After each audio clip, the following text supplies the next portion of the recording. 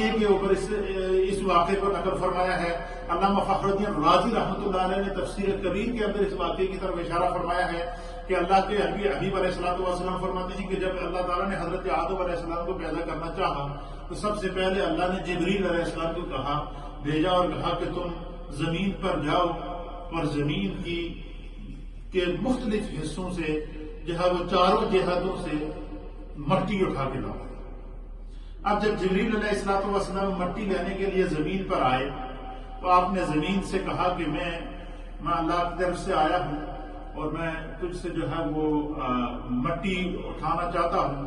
تو چونکہ مٹی تیرے وجود کا حصہ ہے لہذا میں اس وقت تک تم میں ہاتھ نہیں ڈالوں گا جب تک کہ تو اجازت نہ دے. کس سے کہا؟ زمین سے. جبریل علیہ السلام نے کیا کہا کہ میں تم سے مٹی لینے کے لیے آیا ہوں لیکن چونکہ یہ مٹی تیرے وجود کا حصہ ہے تو میں اس جو ہے وہ تم مجھے اجازت دو تو میں تاکہ تمہارے جسم سے تمہارے اوپر سے مٹی کو اٹھاؤں اور اٹھا کر لے جاؤں. تو زمین نے عرض کیا جبریل علیہ السلام سے کہ جب تم میرے جسم سے مٹی اٹھاؤ گے تو میرے جسم میں تو عیب آ جائے گا, اس میں کمی آ جائے گی. تو کہتے ہیں نبی پاک صلی اللہ علیہ وسلم کہ زمین نے حضرت جبریل سے کہا کہ میں تمہیں مٹی اپنے جسم سے مٹی اٹھانے کی اجازت نہیں دیتی, میں تم سے اللہ کی پناہ مانگتی ہوں. زمین نے انکار کر دیا مٹی دینے سے. کیا کر دیا؟ جب زمین نے انکار کر دیا, جب زمین نے یہ کہا کہ جبریل میں تم سے اللہ کی پناہ میں آتی ہوں, جب زمین نے اللہ کی پناہ لے لی اب حضرت جبریل کہتے ہیں کہ میری یہ ہمت نہیں ہوئی کہ زمین خدا کی پناہ میں آئے اور خدا کی پناہ میں ہاتھ ڈالوں, یہ کیسا ہو سکتا ہے؟ تو جبریل علیہ السلام مٹی لیے بغیر واپس چلے گئے. کیا ہو گئے؟ واپس چلے گئے اور اللہ کی بارگاہ میں عرض کیا کہ یا رب کریم میں تیرے حکم کی تعبیر کے لیے پہنچا تھا وہاں پر اور زمین نے مجھے اجازت دینے کے بجائے وہ تیری پناہ میں آ گئی, تو جو چیز تیری پناہ میں آ گئی ہے میں اس میں کیسے حصہ ڈالوں, کیسے میں اس سے اٹھاؤں, اس لیے میں واپس آ گیا. اللہ میں تجھ سے تیری بارگاہ میں یہ اپنا عذر پیش کرتا ہوں. اللہ تعالیٰ نے حضرت جبریل علیہ السلام کی اس بات کو سنا اور سننے کے بعد اللہ تعالیٰ نے حضرت میکائیل علیہ السلام کو حکم دیا کہ میکائیل جبریل کو تو زمین نے مٹی دینے سے انکار کر دیا لہذا تو جا کے زمین سے مٹی لے کر آ تاکہ اس زمین سے میں انسان بناؤں, انسان پیدا کروں. کہتے ہیں کہ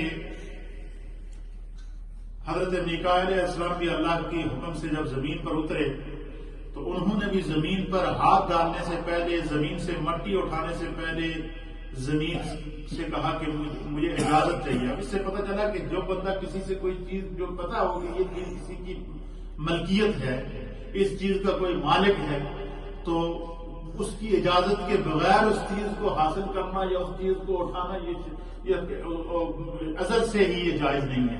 تو میکائیل علیہ السلام کہتے ہیں جب میں گیا تو زمین نے بالکل اسی طرح کیا جس طرح جبریل علیہ السلام کے ساتھ کیا. اب میکائیل علیہ السلام کو یہ پتا نہیں تھا کہ مجھ سے پہلے جبریل بھی ہو کر یہاں سے گئے ہیں.